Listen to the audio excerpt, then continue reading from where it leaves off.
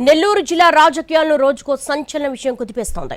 మొన్నటి వరకు lady don అరుణ వ్యవహారంపై అధికార ప్రతిపక్ష నాయకుల మధ్య పోరు నడిచింది. ఇప్పుడు గంజాయి డాన్ కామాక్షి వ్యవహారం జిల్లా రాజకీయాల్లో హాట్ టాపిక్గా మారింది.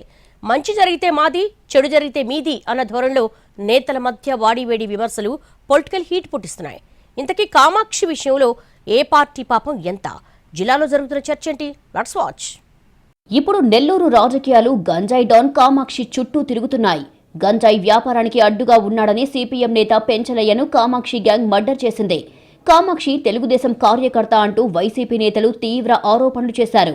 మాజీ మంత్రి కాకాని గోవర్ధన్ రెడ్డితో పాటు రూరల్ నియోజకవర్గ ఇన్ఛార్జ్ ఆనం విజయ్ కుమార్ రెడ్డి మీడియా ముందుకు వచ్చి ఎమ్మెల్యే కోటంరెడ్డి శ్రీధర్ రెడ్డిపై తీవ్ర విమర్శలు చేశారు. రౌడీ గ్యాంగ్ ని శ్రీధర్ రెడ్డి పెంచి పోషిస్తున్నారు అంటూ ఆరోపించారు. తెలుగుదేశం పార్టీకి కామాక్షికి సన్నిహిత సంబంధాలు ఉన్నాయంటూ ఫోటోలు బయటపెట్టారు. దీనిపై జిల్లా వ్యాప్తంగా చర్చ జరిగింది.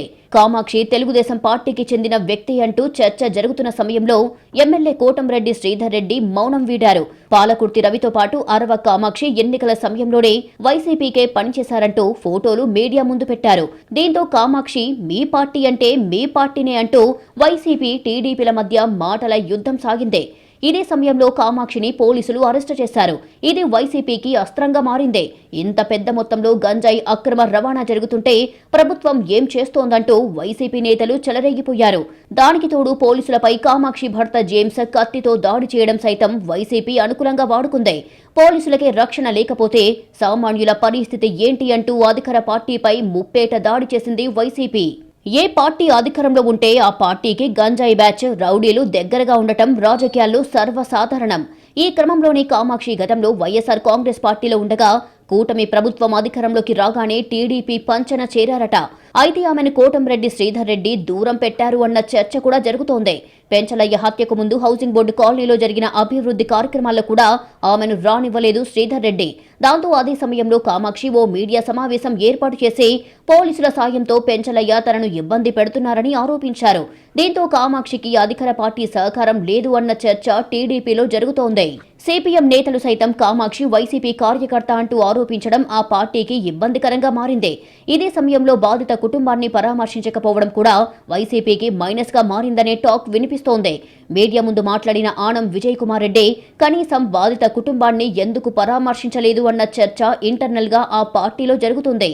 పెంచలయ్య హత్య తర్వాత ఎమ్మెల్యే కోటంరెడ్డి శ్రీధర్ రెడ్డి ఆ కుటుంబానికి ఆర్థిక సాయం ప్రకటించడంతో పాటు పెంచలయ్య బిడ్డల బాధ్యత తన బిడ్డలు చూసుకుంటారని హామీ కూడా ఇచ్చారు. సిపిఎం నేతలను ఆయన తన వైపుకు తిప్పుకున్నారని కోటంరెడ్డి అనుచరులు చెబుతున్నారు. పెంచలయ్య హత్యకు కారణమైన గంజాయిని రాజకీయంగా వాడుకోవడంలో వైసీపీ కాస్త వెనకబడిపోయిందన్న ప్రచారం సొంత పార్టీలోనే జరుగుతోంది. ఆనం విజయ్ కుమార్ రెడ్డి బాధిత కుటుంబాన్ని పరామర్శించి ఉంటే సీన్ వేరేలా ఉండేదని ఇప్పుడు అన్ని వేళ్లు వైసీపీ వైపే చూపిస్తున్నాయంటున్నారు. అయితే ఆనం విజయ్ కుమార్ రెడ్డి పెంచలయ్య కుటుంబాన్ని ఎందుకు పరామర్శించలేదు అన్న అనుమానం సొంత పార్టీ సీనియర్లలోనే వ్యక్తమవుతోంది. గంజాయిని అడ్డు పెట్టుకుని అధికార పార్టీపై దాడికి దిగాల్సిన ప్రతిపక్షం తప్పు తమదే అన్నట్లుగా వెనకబడిపోవడం వెనుక ఆంతర్యం ఏంటి అనేది ఆ పార్టీ నేతలకే అంతుబట్టడం లేదట. కూటమి ప్రభుత్వం వచ్చినప్పటి నుంచి నెల్లూరు మహిళా డాన్లు ఒక్కొక్కరుగా బయటికి వస్తున్నారు. వారు చేస్తున్న దౌర్జన్యాలు అధికార పార్టీకి చెడ్డ పేరు తెచ్చేలా ఉన్నాయి. రూలింగ్ పార్టీలో చేరుతూ ఆ పార్టీకే చెడ్డ పేరు తెచ్చేలా ప్రవర్తిస్తుండటంతో అధికార పార్టీ ఇమేజ్ డ్యామేజ్ అవుతోంది. వారి అవసరం పార్టీలకు లేకపోయినా పార్టీ వారికి అవసరం కావడంతో అధికార పార్టీ గొడుగు కింద ఉండి తమ పనులు చేయించుకునేందుకు ప్రయత్నిస్తున్నారు.